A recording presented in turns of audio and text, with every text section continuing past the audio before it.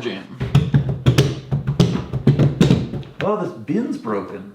Ah, jeez. This is not ready for anybody to buy.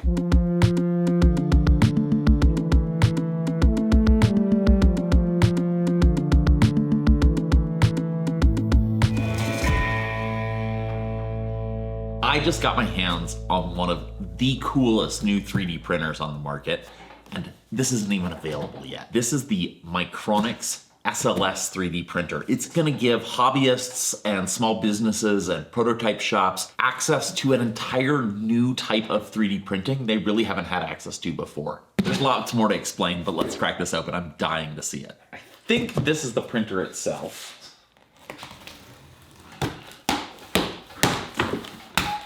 Yeah, this looks like the printer. Okay. It's not that big. It's tall.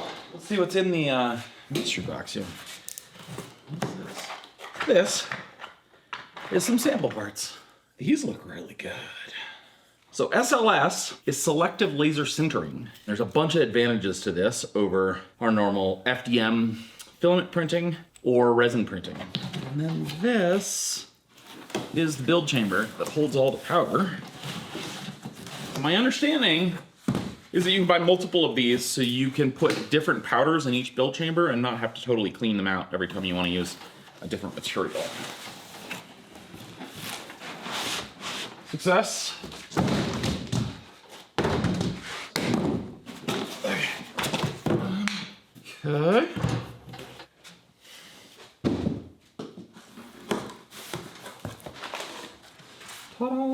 Okay, I'm gonna put this back here so I don't break it.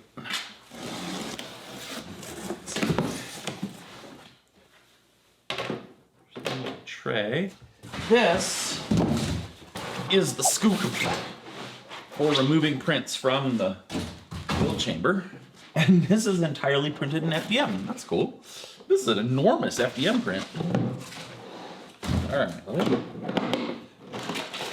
This is the sieve for sieving parts out of the powder. There's more test prints in here just as packing material. I like these guys' style already. This is the fume extractor. Again, 3D printed. This is the nylon powder. One of the things I've been curious about is how strong this stuff is going to be. Oh, it's very strong. Okay. Let's bubble wrap. Here's more scoops. Okay. These should be the halogen lights that I have to install here, and they heat the powder to below its melting point so that the laser in here can easily melt it. Okay, and I know to turn this upside down to do this, and I need gloves.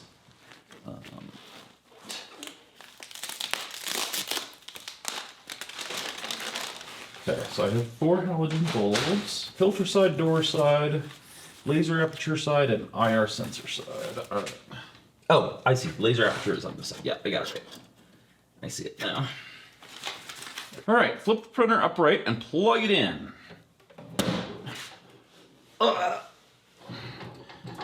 Yeah, let's get this plugged in. Next step is to turn this on. Next, install the carbon HEPA filter. That, whoops, was knocked off the table. All right.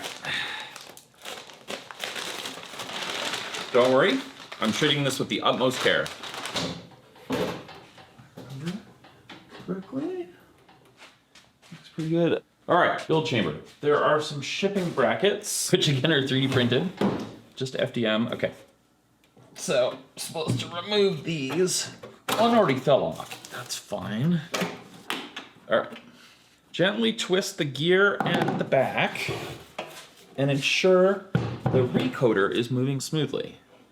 Yeah, beautiful. Okay, so that gear is attached to this arm, and this arm is what wipes a new layer of powder across the build plate here to be melted by the laser.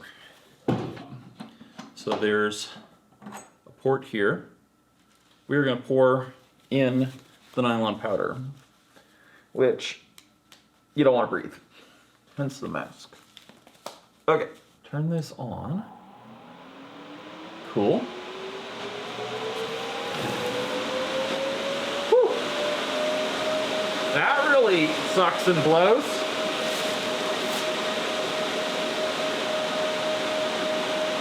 It's like a really fine sand. Wow. This is a nice setup. The dust being funneled right into the filter.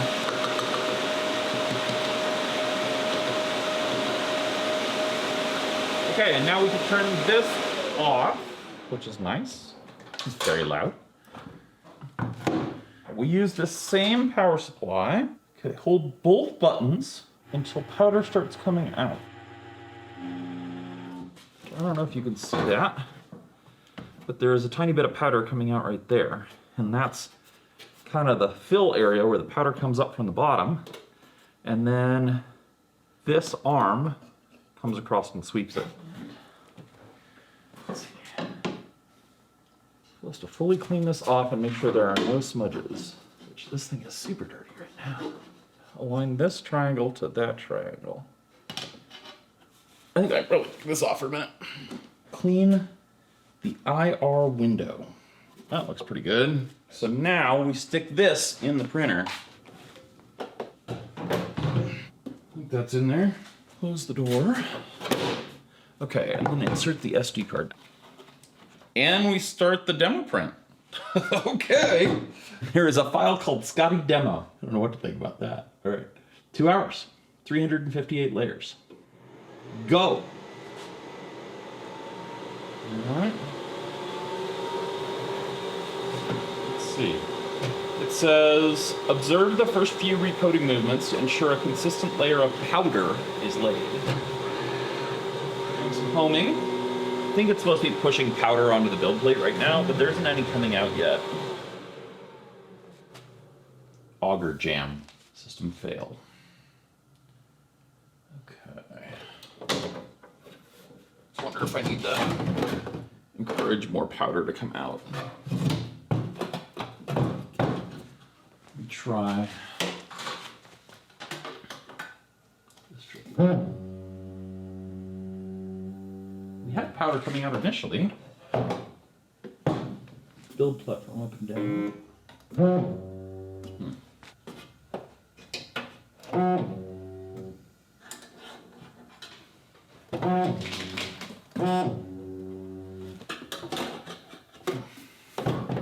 All right. I don't want to break this.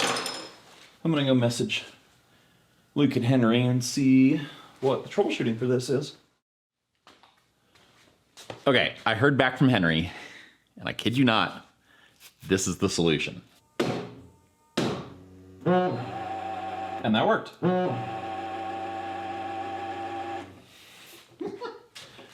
I love it when there are simple solutions.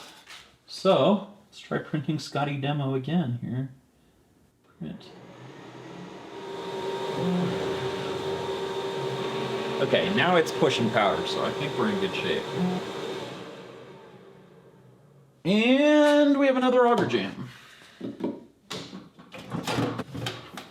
Henry's suggestion was to unhook the wires for the auger motor, hook it up to a benchtop power supply, and then run it in alternating directions for a few seconds and hit it with the hammer. So I've been doing that.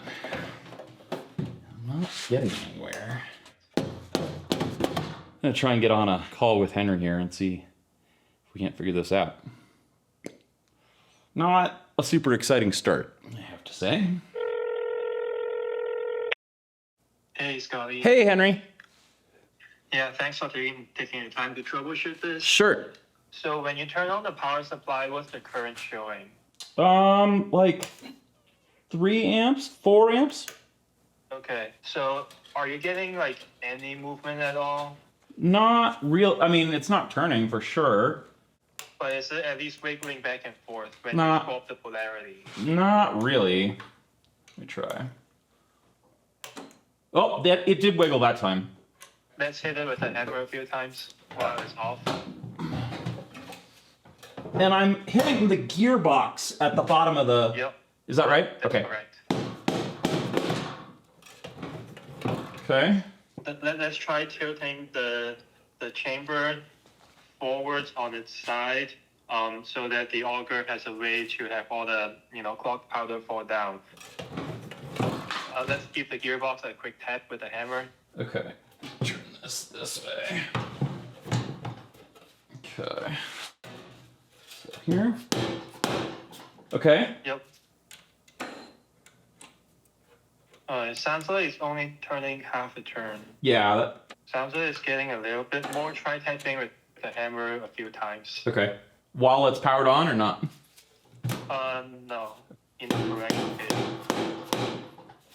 Ooh, that went a little further. So let's try running it in the correct orientation for longer than running it in reverse orientation. Does that make sense? Yep. So just a very quick tap in the reverse.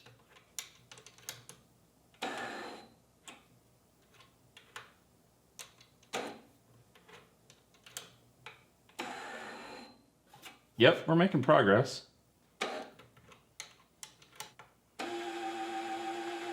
That sounds good. All right, and then just purge. Yep. Yeah, it's spinning now. Just do that for like 20 seconds until powder comes out smoothly. Okay. I guess. Okay, powder's coming out. Should I stop it or? Let's keep it until it like fills up the center. Let me put a mask on since I'm starting to mess with powder. The auger unjammed, and hopefully that'll work when it goes into the printer now. Okay, great. So yeah, obviously on the production machines, the printer will be able to do this back and forth unjamming thing by itself automatically when it detects a clog. I didn't consider needing to do this when I designed the PCB, so I didn't include the circuitry needed to run the mode in reverse. Try to start a new print, see how it goes. All right, let's see here. Let's try it. Oh, this should be unplugged.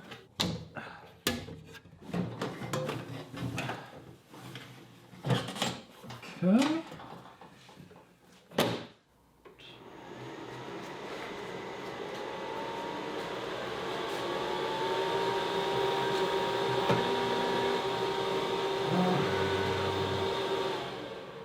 Nope. Oh crap. Okay, so then we might have to actually take apart the auger. This is going to take about 20 minutes. Okay. Do you have a table that's like somewhat clear so they don't get dirty? Yeah, give me a minute. I'm gonna push this table back and bring in another table. Okay. There we go. And then mask or no mask? Mask. Okay.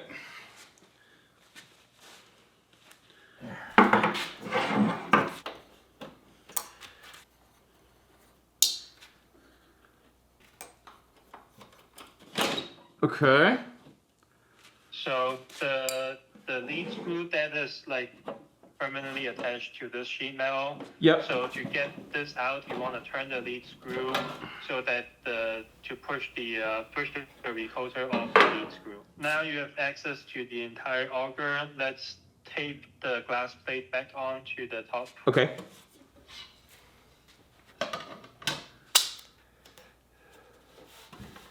And then let's tip the thing like before. Okay, like that. Yep. Okay. At the bottom, near the motor, you can see there are two black hex head screws. You can use the Torx driver to take those hex head off.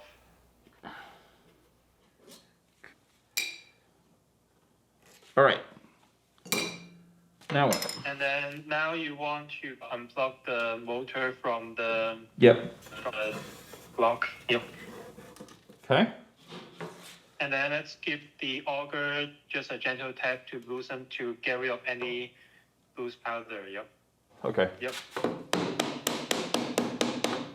How's that? Yep. Now you can gently pull it outwards. Okay. And then slowly turn it 180 degrees. This way? Yep. That way the opening is facing the top. Yep, got it.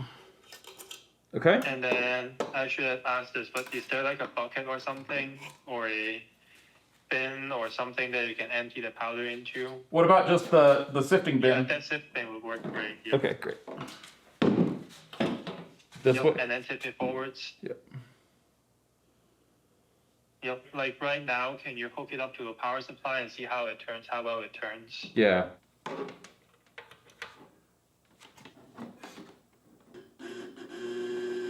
Yeah, it seems to turn well. Okay. And then is all the powder like out already? Like No. powder coming out? It's almost there. Still trying to figure out why it's working outside but not inside the printer. I mean, once it comes out of the printer, it's jammed too, right? Yeah, like why?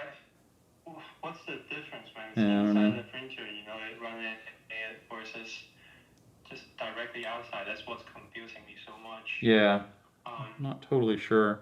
and then now you can put the auger assembly back into the Yeah. chamber.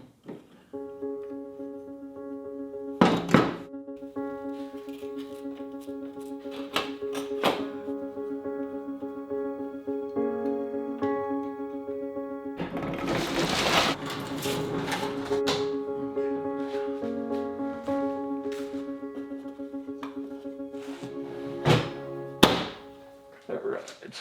Okay. Print. And then can you press the enter button and then head into the diagnostics page? Yeah.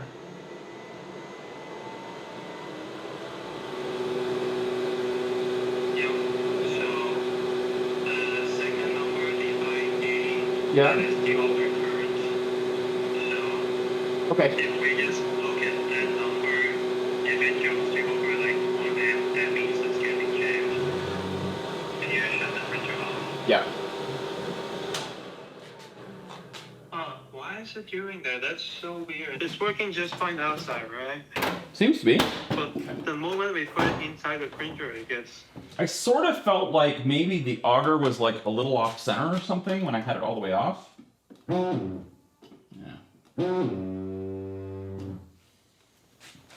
Let's try the hammer method to get it loosened up, see Okay. if that helps. Keep holding the button while you tap it with the hammer. Yeah.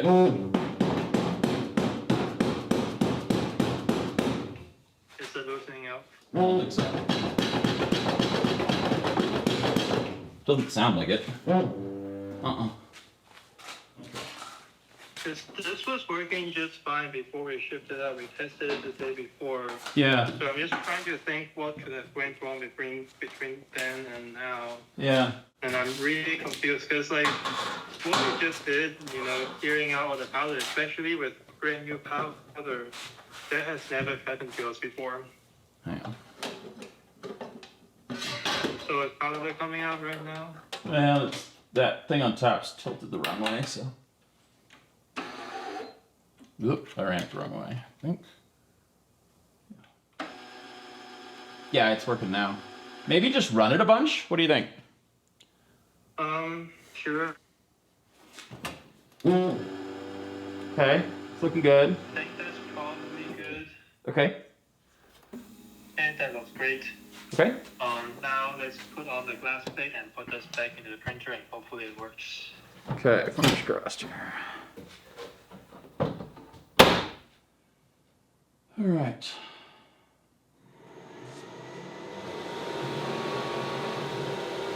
Well, fingers crossed it won't happen anymore. Well, I think I'm in business for now. I'll give you a shout if I hit any more issues. Fingers crossed. All right. Thanks, Henry. And I'll let you know how this goes. Yeah, thanks for taking your time, Scotty. Sure. It's showing about 2 hours, so I'll be back in 2 hours here.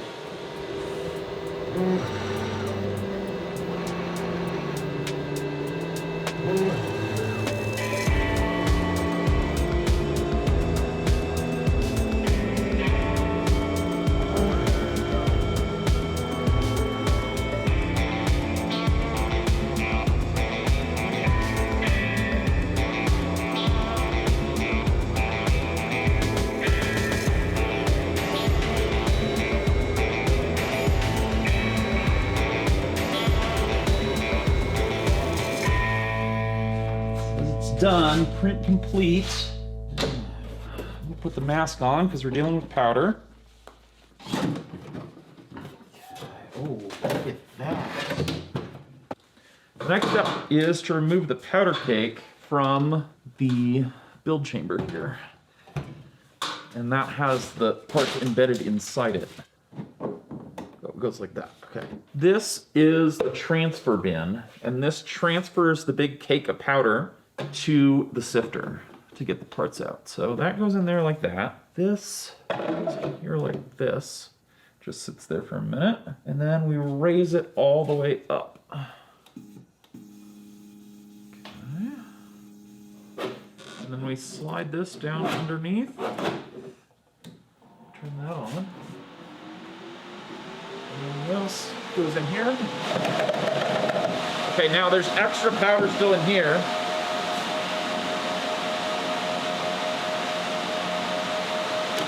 Okay, supposed to put in more new powder in here, so about a quarter bottle.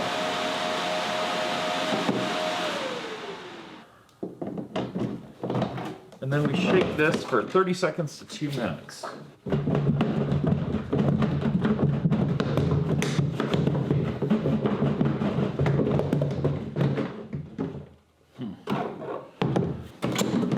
Oof.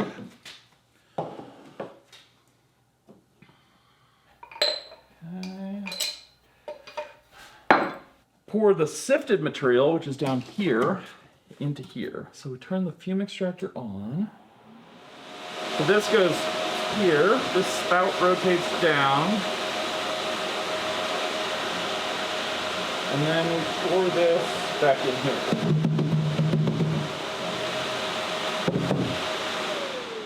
Turn that off. So let me bring that in here. This is my Harbor Freight Special sandblasting cabinet. So let's give this a shot. That light's nice. All right, hopefully this sandblaster works.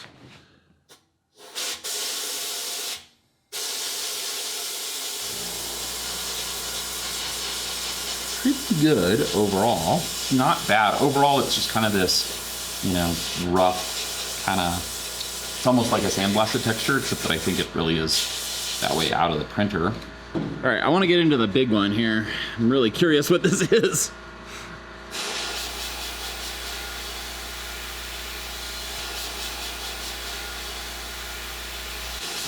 But boy, is this model then hard to clean up. There are some bits in here that are not coming out, so. And then these just look like they got fused, so that's a bit disappointing. So, the real test here now is gonna be to do the second print. So, I have the same model, the pincher model. I talked to Henry, and he said to make a slight adjustment in the slicer, so to just give a little bit more clearance. See how this goes. It's gonna take 6.5 hours. I'll be back. Jeez, I'm having all sorts of problems. So first, the auger was jammed. I pulled it out a couple times. Then it said check scoop sensor, and now it's saying that the card is corrupt. I'm losing faith in this thing. I don't know. Go ask Henry and Luke. Okay. I talked to Henry.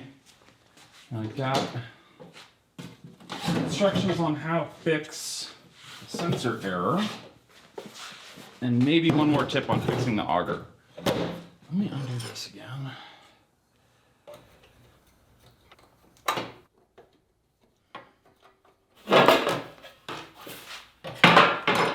That's the sensor.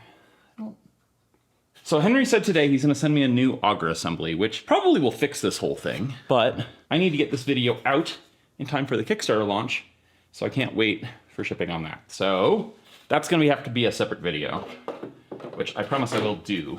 Put this guy back in here.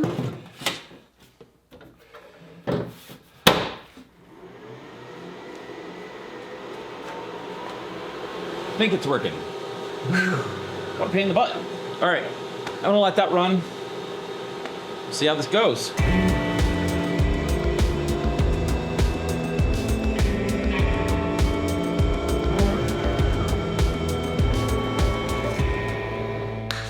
let's see how this did. Oh, it did not finish. I have a recoat fault at layer 649, and that ends the print. Damn. I don't know what that means. It is kind of cool to see it mid-print. Let's get the print out of here.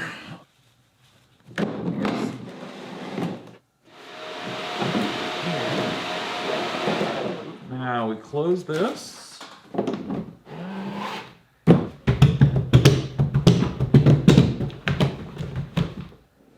Boy, oh, I'm getting powder everywhere. What's going on? Oh, this bin's broken. Ah, jeez. There are cracks in this bin. I don't know why, but there are multiple cracks in it. This is not ready for anybody to buy. They need to do more work on productionizing this. It's a great idea, but it is really rough around the edges. I've got powder all over me. This is ridiculous. I need to give you some more updates that have happened since I thought I finished filming. First off, this product is very cool. Let me make that very, very clear. But it is also very much not ready. And it turns out I'm not the only one. I spoke to another reviewer that I know has a unit, and he's experienced issues as well. And Micronics has not been very transparent about that. I talked to them late last night on the phone, and they led me to believe that other reviewers were having no problems, other than the sift bin issues, which they said everybody has had problems with, and they're working on resolving that. They also have now multiple times asked me to delay my video under the auspices of so I get more time to play with it. But the dates they've suggested are all either at the end of the Kickstarter or after the Kickstarter ends, which leaves me feeling pretty uncomfortable, and I'm not gonna do that. And I suggested that I think that they're not ready for people to use. It's not a good review unit. It's clearly gonna be a very cool machine, but this ain't it. There's just too many issues. And so I suggested that they delay their Kickstarter by a couple months, work through these issues, and then release it.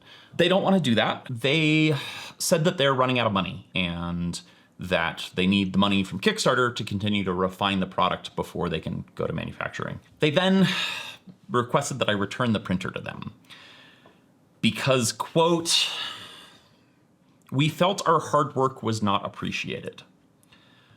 I'm not getting paid to make this video. I would have said that up front if I was. The only thing that I get from them is getting to keep the review unit and keep using it. It seems like what they were implying is that because I wasn't going to give a positive review, that they wanted the printer back so that they could use it themselves.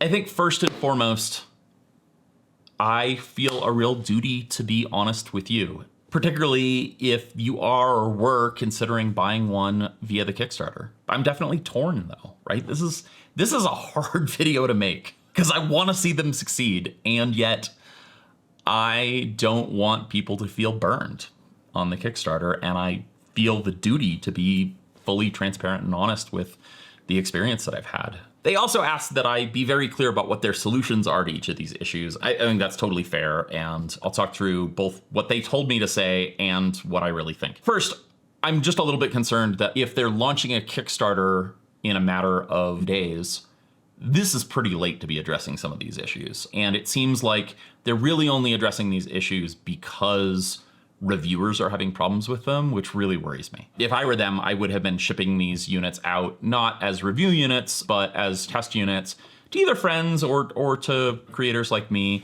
and saying, hey, can you help us figure out the bugs in this? And that's not what's going on here. They very much want positive reviews, and they're very much trying to shut down negative reviews. So let's go through the issues. So the auger jam, they're sending me a new auger assembly, and then they're planning to change the electronics and the software to support an unjamming routine. However, it's not really getting at the issue of why is it jamming in the first place and why is it jamming when it goes into the machine. And so like some of these other issues, I feel like maybe they're too quick to say, we understand the problem and we have the solution, before they've actually tried it. Henry was pretty clear. I don't really know why it's only happening when you put it in the machine. That doesn't make any sense. Which, as an engineer, that to me says it could be the reason that we're thinking, but it could be something else entirely, and it could take time and money to figure that out. Secondly, the recoder fault, and my understanding is the recoder is the arm that wipes across the new powder. They said that it's a known issue caused by the gear on the back of the build chamber not being fully engaged with the printer. And they said that it's because it's an off-the-shelf gear that they got off McMaster car and that they want to custom machine their own gears. It doesn't really make sense to me because it failed 2/3 of the way through the print on layer 649. It used that gear 649 times and then it failed, and it doesn't really have any marks on it. It doesn't look like it got chewed up. So I'm a little skeptical of that. They're gonna send me a new gear. Hopefully it fixes it. We'll see. And then there's the sift bin issue, which I guess a lot of the other reviewers have been struggling with. And Henry said that maybe it's because they put the container of powder in there and it rattled around. It might have weakened the bin. And then when I went to go shake the powder cake, it might have broken it further. They are planning to redesign the bin to be stronger using either sheet metal or reactive injection molding. I think they also could do like an FDM printed nylon carbon fiber sifter and have that be strong enough. But of course it would need to be tested. I'm supposed to get all these parts later this week. Before this video comes out, they're dead set on launching this on like June 13th or 14th. And I want to make sure that this video comes out to you around that time so that you can make an informed decision on whether to back the Kickstarter here. So I don't know if the updates with all the new parts will make that video. It probably will just be a follow-on video to this one. And that's not me trying to do anything nefarious. It is just the nature of it takes time to edit, and I want to make sure this gets out in a timely manner. Normally these days, when a company runs a Kickstarter, they're pretty close to being ready to do mass manufacturing. And I think that Luke and Henry think they are, and from my perspective, it seems like they're further off than they think they are. They're really downplaying a lot of what I would consider to be serious quality issues and user experience issues as minor. And I think from their perspective, given all of the research and engineering work they've done in the past couple years on this product, they are minor. But when it comes to selling a product for thousands of dollars to end users, they're not minor. These are really serious, show-stopping issues. Speaking from decades of engineering experience, if I've hit 3 issues this quickly and another reviewer has hit another one and is also having problems with the sifting bin broken, and this means there are undoubtedly more. They just need more time to refine this and make it more user-friendly and reliable. I really think that's it. But they're planning on using the Kickstarter money to fund that refinement, which these days I don't think is that normal. I think a lot of people really see Kickstarter as a pre-sales platform of, hey, I'm gonna give you $3,000, you're gonna send me a machine. And that money is really going towards manufacturing. And for a lot of people these days, Kickstarter really helps with the massive amount of cost that you need to invest in parts and production to ramp up mass manufacturing. Usually it's not spent on product development, which is, they're at the tail end of that, right? They're at the last 20% of product development, which is really refining and polishing it, which often can turn into the last 80%. And so because of that, I am very cautious about recommending backing this Kickstarter. You need to understand what you're getting into. If you want to see this product exist and you want to see these guys succeed and you're willing to put your money where your mouth is, I think that's great. If you think that you're going to spend $3,000 and get back a finished, polished machine and that it's going to deliver on time and that everything's going to go smoothly, I don't know. I don't know one way or the other. Based on what I've seen thus far, that's up in the air. I hope that that's what happens, but I would caution you against getting your hopes too high. For now, backing the Kickstarter means funding future development, not buying a finished, polished machine. What I will say is that they are not as far along as other products that I've reviewed that are at the Kickstarter stage. So I don't know, all of that, This is a hard video to make because I want to see them succeed. I don't know what else to say at this point. I hope these guys succeed. I really do. But I'm not going to compromise my integrity and my relationship with you to help them succeed. So hopefully you understand where I'm coming from. I'll see you again soon.